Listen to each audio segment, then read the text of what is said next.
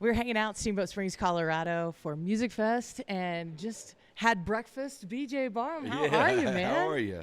What did you have today? I had some eggs, some hash browns, some fruit, a cup of coffee, some toast. Are you a coffee guy? I'm a big coffee guy. Oh, really? I never was a coffee guy. I never drank coffee before. Like, I would drink it like road trips and stuff. But when I got sober, Yeah. I had to find another vice. And so, like, caffeine is like, my wife called, like, she's just like, you're addicted to it. Like, I have 4 or 5 cups of coffee a day. Oh, my gosh. Yeah, I drink a lot of coffee. So black, or do you add like kind Just of black. just straight black? Black coffee, black espresso. I got a problem. Oh, that's fine. Yeah. That's not a problem. Addictive personalities. You You know never what really. happens.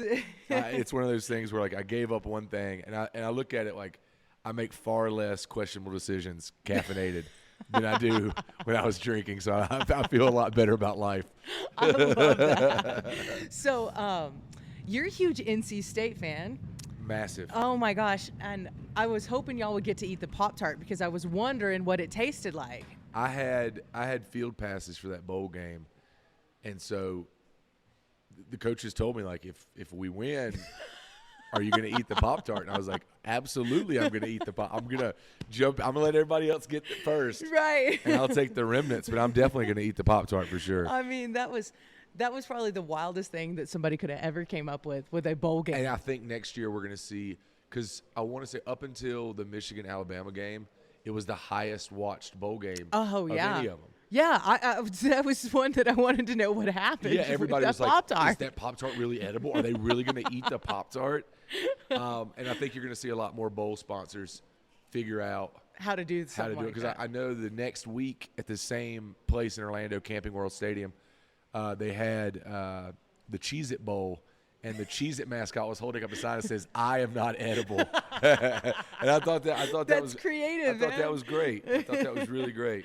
Well, let's talk a little bit about music. I know you have the Ryman coming up really Yeah. soon. You're going back. Yeah, the Ryman is one of those special places. We made our debut there in June of 22, and I told the boys, I'm like, this isn't going to be the special one. I was like, the special one's if they ask us back. Yes. And so we're finally back January 20th, and it's the mother church. Absolutely, it is. There's not many venues in this country that have that kind of history. Yeah.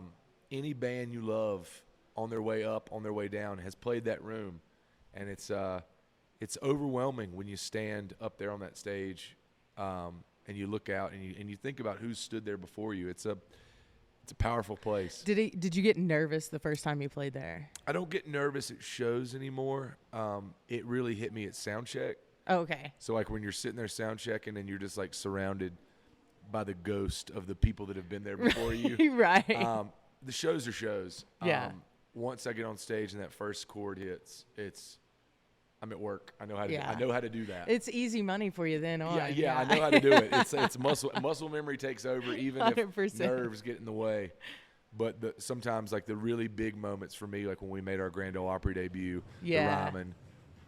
It's before anybody's there. It's Yeah. a big empty place, and you're standing on stage, and you're like, wow, the moment's heavy. Yeah. But it's also a nice reminder of, like, work pays off. Yes. It's like not everybody gets to get there. Like, Yeah. I'd say less than 1% of people that ever pick up an acoustic guitar and start writing songs ever get to stand in that spot. So you have to kind of take a deep breath and realize, like, oh, like, wow, we got here. Yeah, you're doing this. I'm doing this It's pretty thing. neat. It's pretty neat. And you, I saw that you put on social media in August is when the album is going to be coming out. Yeah, the new record comes out in August. It'll be our 17th album. That's which crazy is to think about. in 18 years, which is the most insane thing to think about. But it's good. We did this record out in Los Angeles, California. Oh wow, Shooter Jennings produced it again. that's so fun. And we cut it at Sunset Sound, which is where the Beach Boys did Pet Sounds, Rolling Stones did Exile on Main Street. Some of my favorite records. Prince did Purple Rain there. Did you gig out or like kind of like wig out just for a second walking into those? 100%.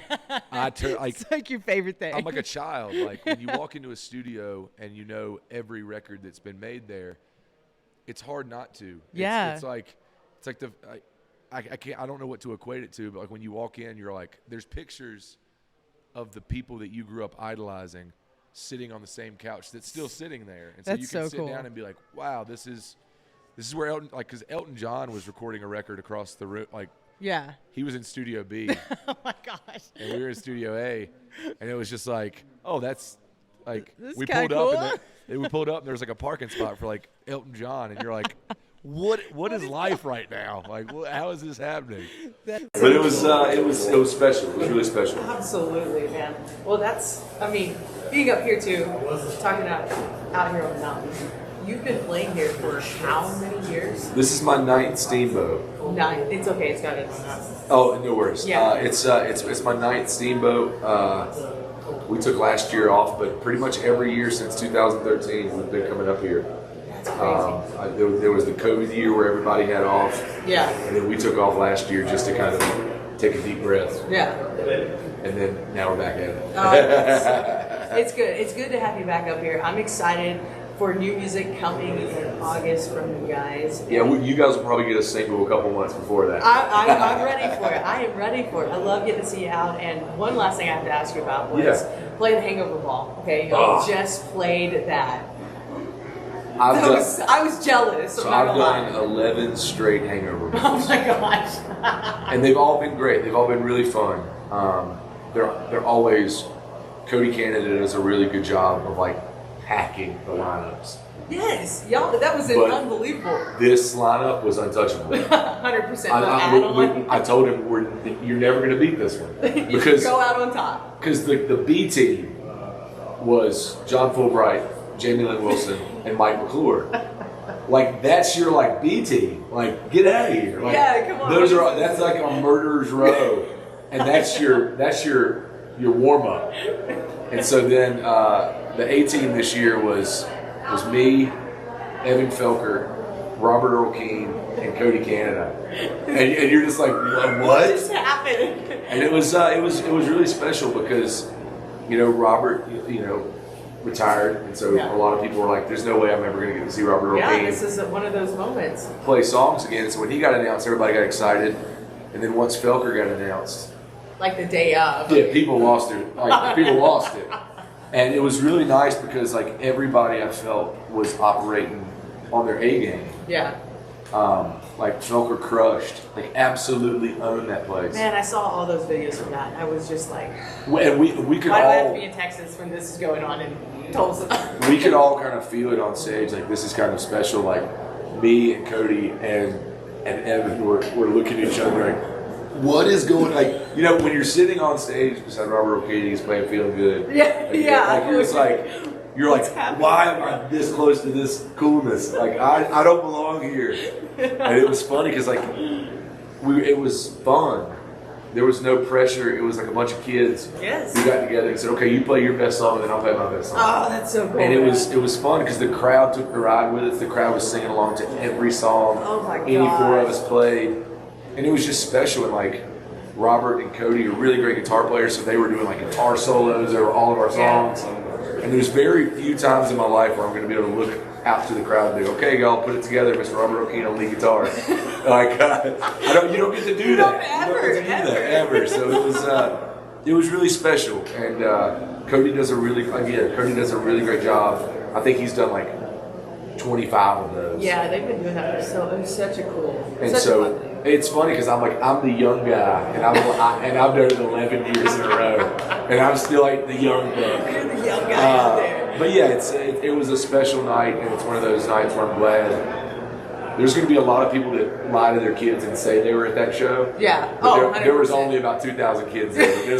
There's 10,000 people in the greater Tulsa area. They're going to tell their kids they were there. I was there for that night. Yeah, but it was special. It was really special.